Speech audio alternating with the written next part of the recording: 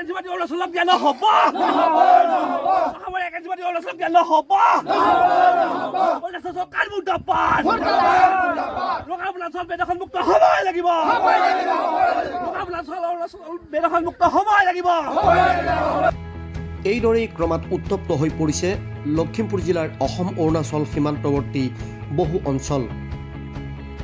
অসম চৰকাৰ আৰু অৰুণাচল চৰকাৰে যুটীয়াভাৱে সীমা সমস্যা সম্পৰ্কত বৈঠক অনুষ্ঠিত কৰি থকাৰ সময়তে অৰুণাচল চৰকাৰৰ বিৰুদ্ধে আৰু অৰুণাচলী লোকৰ বিৰুদ্ধে তীব্ৰ প্ৰতিবাদমুখৰ হৈ পৰিছে অসমীয়া যুৱ মঞ্চ।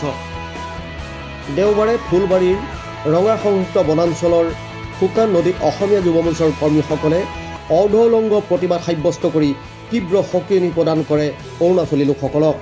স্পষ্ট কথা যে আমি অসমৰ 1 ইঞ্চি মাটি অৰুণাচলক নিদিওঁ আৰু এটা ধিক্কাৰ জনাইছোঁ এইটো বাবে চব আপোনাৰ আমাৰ আজি অসমৰ গৌৰৱ ৰঙা বনাঞ্চল। আমি বৰ্তমান ৰঙা বনাঞ্চলতে আছোঁ। ৰঙা বনাঞ্চলৰ আপোনাৰ 4,448 হেক্টৰ ভূমি প্ৰায় সৰহসংখ্যক ভূমি কিন্তু বৰ্তমানে অৰুণাচলে বেদখল কৰি আছে আৰু তেওঁলোকে এতিয়া মৰ হ্ৰাস কৰিছে কি ঐতিহাসিক আপোনাৰ ৰাজগড় আইলৈকে কিন্তু এতিয়ালৈকে তেওঁলোকে কি হৈছে অসম আৰু অৰুণাচলৰ সীমা সমস্যা আলোচনা চলি থকাৰ মাজতে তেওঁলোকে বেনাৰ প্ৰস্তাৱ মাৰিছে যে ৰাজগড় আইলৈকে বোলে অৰুণাচল হয়। এনেকুৱা কিন্তু অৰুণাচলত যিকেইজন দুষ্কৃতিকাৰী আছিলে তেওঁলোকক যদি হাতেলতে পালে কিন্তু আমি অসমীয়া জনতা কিন্তু হেংদাং লৈ ইয়াৰ প্ৰত্যুত্তৰ দিম। আমি এতিয়া ৰখি নাথাকোঁ। এতিয়া সীমা সন্দৰ্ভত খনে খনে আলোচনা অনুষ্ঠিত হৈছে দুইখন ৰাজ্য চৰকাৰৰ মাজত। বহিছে মন্ত্ৰী পৰ্যায়ৰ বৈঠক। তাৰ পাছতো কিন্তু লখিমপুৰ জিলাৰ একাংশ অঞ্চলত তীব্ৰ আগ্ৰাসন অব্যাহত ৰাখিছে চুবুৰীয়া ৰাজ্য অৰুণাচলৰ একাংশ লোকে আৰু সেয়েহে দেওবাৰে অসমীয়া যুৱ মঞ্চই এই ধৰণৰ প্ৰতিবাদ সাব্যস্ত কৰি তীব্ৰ সকিয়নি প্ৰদান কৰিছে অৰুণাচলী লোকসকলক আৰু অৰুণাচল চৰকাৰক।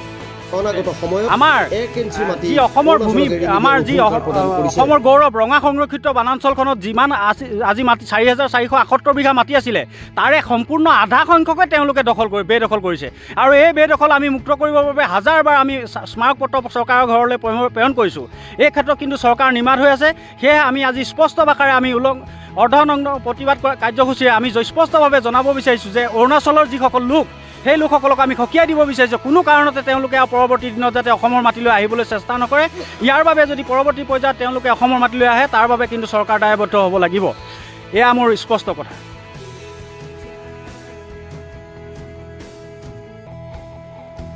এফালে দুইখন চৰকাৰৰ মাজত সীমা সমস্যা সন্দৰ্ভত মন্ত্ৰী পৰ্যায়ৰ বৈঠক আৰু আনফালে অৰুণাচলী লোকৰ তীব্ৰ আগ্ৰাসন।